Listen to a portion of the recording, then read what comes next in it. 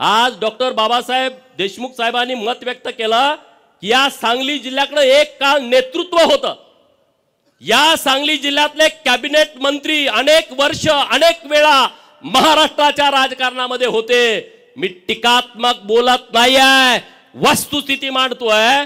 जर या सांगली जिल्ह्यातले एवढे मातबर नेते महाराष्ट्राच्या मंत्रिमंडळामध्ये होते, 1990 पासूनच्या राजकारणामध्ये होते, 90 पासून 2024 ला असा कुठला प्रकल्प त्यांनी आणला की त्याचं नाव त्यांना लोकांना सांगता येईल की ज्या प्रकल्पामध्ये माझ्या सांगली जिल्ह्यातली 10,000 पोरं काम करतायत आणि त्यांना 40-50 हजार रुपयाचं पेमेंट मिळतंय?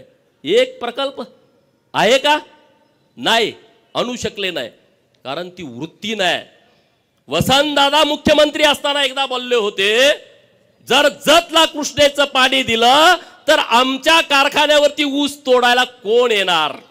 हे त्यांचं स्टेटमेंट होतं। हीच भावना प्रस्थापितांची होती।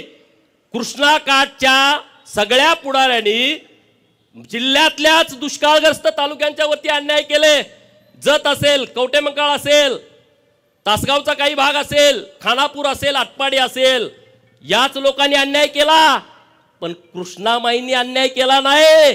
याच कृष्णामाईचं पाणी आज जतला गेलं, कवटेमंकाळला गेलं, मंगळवेढ्याला गेलं, सांगोल्याला गेलं, खानापूरला गेलं, आटपाडीला गेलं, कडेगावला, पलूसला, तासगावला, मिरजच्या पूर्व भागामध्ये, माणला, खटावला कृष्णामाईंनी दुजाभाव केला नाही, कृष्णामाईंनी अन्याय केला नाही।